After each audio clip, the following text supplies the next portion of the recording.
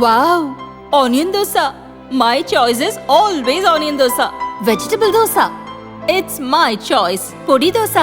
My choice is podi dosa. Wow! Masala dosa.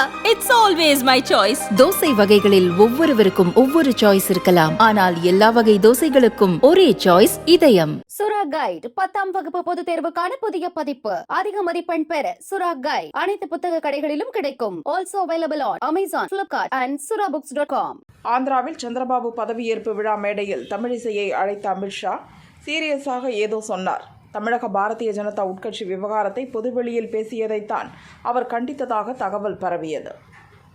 ஆனால் தேர்தலுக்கு பிந்தைய பணிகள், தேர்தலில் எதிர்கொண்ட சவால்கள் பற்றி கேட்கத்தான் அவர் அழைத்ததாகவும், தொகுதி பணிகளை தீவிரமாக மேற்கொள்ள அறிவுரை வழங்கியதாகவும் தமிழிசை விளக்கம் அளித்தார். இச்சூழலில் தமிழிசையை சென்னை சாலிகிராமத்தில் உள்ள அவரது வீட்டில் அண்ணாமலை சந்தித்து பேசினார். இது பற்றி எக்ஸ் பக்கத்தில் அவர் பதிவிட்டார். தமிழக பாரதிய ஜனதா தலைவராக திறம்பட செயல்பட்ட அக்கா தமிழிசையை அவரது வீட்டில் சந்தித்தது மகிழ்ச்சி. தமிழகத்தில் தாமரை நிச்சயம் மலரும் என்பதை உறுதியுடன் கூறி அதற்காக கடினமாக உழைத்த தமிழிசையின் அரசியல் அனுபவம், ஆலோசனைகள் கட்சியின் வளர்ச்சிக்கான உத்வேகத்தை தொடர்ந்து அளித்துக் கொண்டு இருக்கிறது என அண்ணாமலை கூறியுள்ளார். இதேபோல் தமிழிசை அன்பு தம்பி அண்ணாமலையை சந்தித்ததில் மகிழ்ச்சி என ட்வீட் செய்துள்ளார்.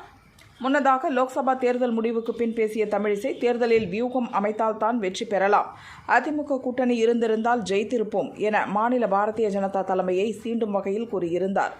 இது பற்றி அண்ணாமலை மற்றும் தமிழிசை ஆதரவாளர்கள் ஒருவரை ஒருவர் விமர்சித்து கருத்து சொல்ல கட்சிக்குள் குழப்பம் ஏற்பட்டது. தற்போது தமிழிசை அண்ணாமலை சந்திப்பின் மூலம் அதற்கு முற்றுப்புள்ளி வைக்கப்பட்டுள்ளது.